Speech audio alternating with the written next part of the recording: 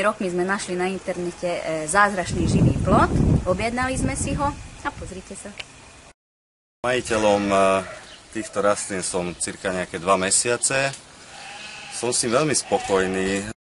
Takže živý plod som objavil na internete, čítam zázračný, tak som rozmýšľal najprv, či má význam to aj kúpiť, či to nebude len blaf, ale objednal som. Mám ho 3 mesiace a nejaké 2 týždne.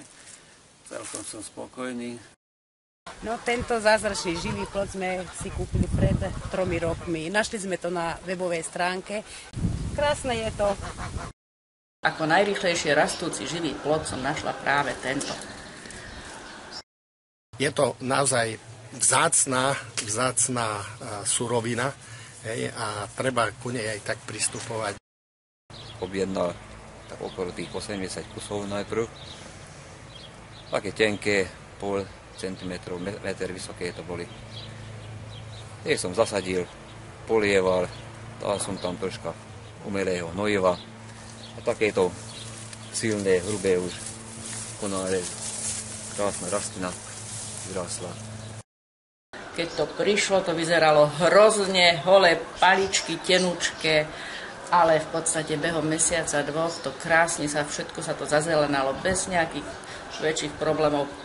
Úplne jednoduché zasadenie, žiadna veľká starostlivosť, o to netreba. Keď sme to rozbalili, tak sme videli také meter vysoké úzke vetvičky a zasadili sme to v októbri. Mysleli sme si, že z toho nič nebude. Ale prekvapilo nás to, lebo bez problémov. Boli sme dosť prekvapení, ak sme obdržali maličký balíček, čakali sme niečo väčšie, ale jak sami vidíte, naozaj rýchlo to rastie. Rastlinky mi prišli na dobierku, vyzerali celkom slabúčko, až som neveril, že to môže žiť. A teraz, keď po 2-3 mesiacoch prišli aj moje sestry známi pozrieť, tak už mi začínajú závidieť.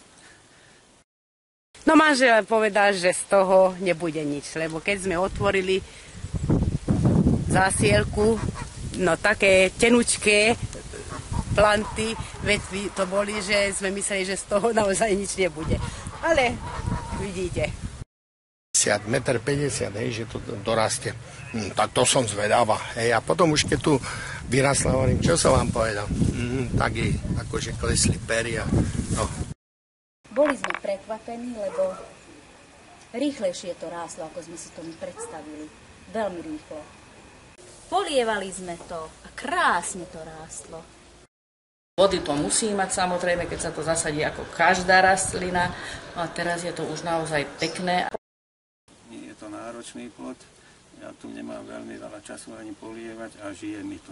Aj keď to bolo teraz také suché obdobie, u nás málo pršalo, ale pekne mi to rastie. Ja by som to odporúčal každému, lebo je to dobré riešenie, lacné a aj ukážkové. Kamaráti a tiež si objednali akože, že aj oni chcú mať takéto, že naozaj pekné je to. Netreba sa zlaknúť, keď ich uvidíte, že sú také slabúčké, lebo sú vitálne. Ja by som to odporúčila každému. Ak živý plod, tak tento. Inak sa dobre strihajú, nepotrebuje nič zvláštne, nejaké hnojivo, ani postrek proti hmyzu. Pokiaľ sa tam teraz zachovajú všetky tie podmienky, ktoré sú aj na tej webovej stránke dané, tak si myslím, že nemá chybu ten živý plod. 10 ľudí dohodil. 10 ľudí a viem, čo sa občas, keď sa stretávame, sa pýtam, tak povedali, že nič lepšie neexistuje. Túto rastlinu by som odporúčal na také miesta, tam, kde iné rastliny nerastú, alebo nechcú rásť. Vydržujú veľké sucho, veľké zimy, vietor. Takže nenáročná rastlina to je. Keď to prišlo, tak to vyzeralo strašne. Boli to tenké prútiky, úplne hnedé, aj sme si mysleli, že vysušené. A tým, že sme to objednávali neskoro, teda neskoro som sa dozvedela o tej stránke, o tom živom plote, tak som si myslela, že no, takže som zbytočne vyhodila peniaze.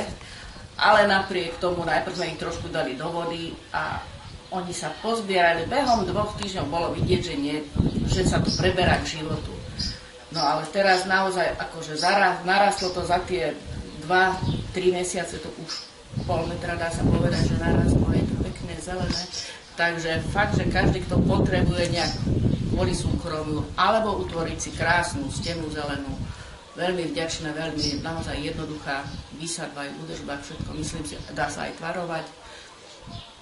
Všetky podmienky, myslím si, že aj nároky všetkých splní.